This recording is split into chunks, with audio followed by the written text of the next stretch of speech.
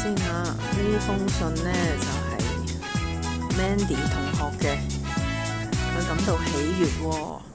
喺平靜嘅瞬間，喜悅伴隨住我心靈嘅聲音迴響，透過畫曼陀羅畫感受到生命嘅真實意義。每次拆信呢，睇返啲同學仔嘅回應呢，都好開心嘅。嗱，呢個係Peter 老師喎。